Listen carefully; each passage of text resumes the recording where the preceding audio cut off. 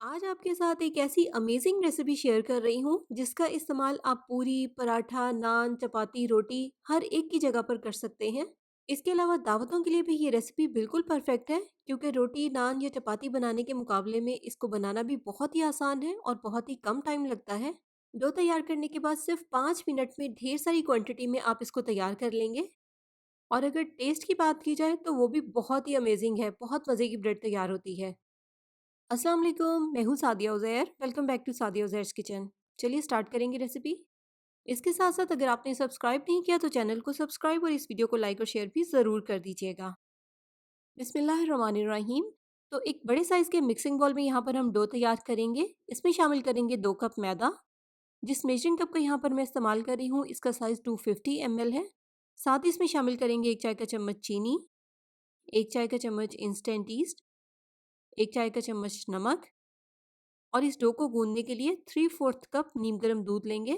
अब यहाँ पर हमें इसकी मीडियम सॉफ्ट डो तैयार करनी है। डो ना तो बहुत ज़्यादा सख्त हो और ना ही बहुत नरम हो, मीडियम सॉफ्ट हो। इसके अलावा दूध की जो क्वांटिटी है वो भी थोड़ी बहुत कम ज़्यादा हो सकती है। देखिए इस तरह से अच्छे से गूंद कर एक मुलायम सी डो तैयार कर लेंगे। और आप देखें डो ना तो बहुत ज़्यादा सख्त है और ना ही बहुत नरम है। तो अब इसे हम इस तरह से अच्छे से एयर टाइट कवर करके किसी भी नीम गर्म जगह पर या किचन कैबिनेट में रख देंगे ताकि ये अच्छे से राइस हो जाए या फूल जाए। इसके अलावा इसको राइस करने के लिए आप किसी भी बड़े साइज के प्लास्टिक के या शीशे के ढक्कन वाले डब्बे में भी डालकर रख सकते हैं। अगर सर्दी है तो इस तरह से इसको ऊपर से किसी मोटे कपड़े से कवर कर दें ताकि ये जल्दी से राइस हो जाए। आप देखें डो यहाँ पर हमारी बहुत अच्छे से राइस हो गई है। इस तरह से इसमें से एक्स्ट्रा एयर निकाल देंगे और एक स्मूथ सा पेड़ा तैयार कर लेंगे। अब नेक्स्ट यहाँ पर हम एक बाउल में सिंपल प्लेन दूध लेंगे। इसमें मैंने कुछ भी शामिल नहीं किया। इसके अलावा एक प्लेट में लेंगे सफ़ेद तिल यानी कि सेसमी सीड्स। अब जो हमने डो तैयार की है उसको एक साइड से पहले इस तरह से दूध में अच्छे से डिप कर लेंगे और फिर उसके बाद इसी साइड पर इसके सफ़ेद तिल लगाएंगे। डो को हमें सिर्फ एक साइड से ही दूध में डिप करना है और एक साइड पर ही इसके तिल लगाने हैं। इस तरह से इसको थोड़ा सा फ्लैट करके अच्छे से प्रेस करके इस पर तिल लगाएंगे ताकि डो के एक साइड पर बहुत अच्छे से तिल लग जाएं। अब इसको बेलने के लिए इस तरह से थोड़ा सा ड्राई मैदा डस्ट करेंगे। डो को पहले हाथ से इस तरह से अच्छे से फैला लेंगे और फिर रोलिंग पिन या बेलन की मदद से इसको बेल लेंगे। तो सारी डो को यहाँ पर मैंने रोटी की तरह का थिक बेला है। इससे ज़्यादा आपने इसको पतला नहीं रखना वरना जब आप इस ब्रेड को फ्राई करेंगे तो ये बिल्कुल पापड़ की तरह सख्त हो जाएगी। और ना ही आपने इसको इतना थिक रखना है जितना कि थिक नान होता है, बस रोटी जितना थिक रखेंगे। अब इसकी कटिंग के लिए यहाँ पर जैसे कि आप देख रहे हैं मैं प्लास्टिक की डब्बी का इस्तेमाल कर रही हूँ। आप किसी भी छोटे साइज़ की कटोरी या बाउल का इस्तेमाल भी कर सकते हैं।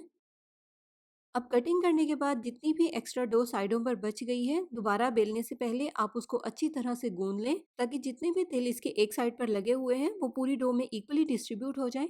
उसके बाद सेम पहले की तरह इसका पेड़ा बनाकर एक साइड पर दूध लगाएं और उसके बाद उसी साइड पर तिल लगाकर दोबारा से सेम इसी तरह से बेल लें। इसके अलावा आप इसका साइज़ छोटा या बड़ा अपनी मर्ज़ी के मुताबिक भी रख सकते हैं। इस तरह का साइज़ वैसे बिल्कुल ठीक रहता है स्पेशली दावतों के लिए ताकि गेस्ट को जितनी भी ज़रूरत हो वो इसको ले सकते हैं और ब्रेड ज़ाया होने से बच जाती है। ये देखिए यहाँ पर आप ब्रेड की थिकनेस भी देख सकते हैं। इससे थोड़ा-सा थिक तो आप इसको रख सकते हैं लेकिन इससे पतला आप इसको बिल्कुल भी नहीं रखेंगे वरना जब आप इसको फ्राई करेंगे तो ब्रेड बिल्कुल अकड़ जाएगी। इसके बाद जो इसको फ्राई करने का तरीका है वो बहुत ही इम्पोर्टेंट है। इसको फ्राई करने के लिए आपने तेज़ गरम ऑयल में शामिल करना है। उसके बाद जब आप ऑयल में इसको चम्मच की मदद से प्रेस करेंगे तो ये बिल्कुल पूरी की तरह फूल जाएगी। और जब ये इस तरह से कंप्लीट फूल जाए तो दोनों साइडों से हल्का सा कलर आने तक इसको फ्राई कर लें। और इस सारे प्रोसेस में आपको सिर्फ चंद सेकंड्स ही लगेंगे। कोशिश करें कि आप इसको ऑयल में फ्राई करके जल्द से जल्द ऑयल में से निकाल लें ताकि ये एक्स्ट्रा ड्राई ना हो। देखें दोनों साइडों पर बहुत अच्छा सा कलर आ गया है और ये इसकी तिल वाली साइड है। इस तरह से तेज़ गरम ऑयल में इसको शामिल करेंगे और फ़ौरन से चम्मच की मदद से हल्का-हल्का सा प्रेस करेंगे और थोड़ी देर के बाद ये बिल्कुल पूरी की तरह फूल जाएगी। अब इसको दोनों साइडों से अच्छा सा गोल्डन कलर आने तक फ्राई कर लेंगे। और अगेन इसको हमें ज़्यादा टाइम के लिए ऑयल में बिल्कुल भी नहीं छोड़ना। जितना जल्द से जल्द मुमकिन हो इनको फ्राई करते जाएँ और ऑयल में से निकालते जाएँ ताकि ये ड्राई ना हो। इस बात का ख़्याल रखेंगे तो बहुत ही सॉफ्ट ब्रेड तैयार होगी। इतनी मज़े की और इतनी यूनिक रेसिपी है, जब आप इसको ट्राई करेंगे तो यकीनन खाने वाले आपसे बहुत इम्प्रेस होंगे। इसको आप किसी भी सालन के साथ सर्व कर सकते हैं। इसके अलावा पूरियों की तरह हलवे के साथ भी ये ब्रेड बहुत मज़े की लगती है। तो वीडियो को लाइक, शेयर, चैनल को सब्सक्राइब ज़रूर कीजिएगा। रेसिपी कैसी लगी कमेंट सेक्शन में अपना फीडबैक ज़रूर दीजिएगा। अपना बहुत सा ख्याल रखिएगा, दुआओं में याद रखिएगा। Thank you for watching. Allah हाफ़िज़।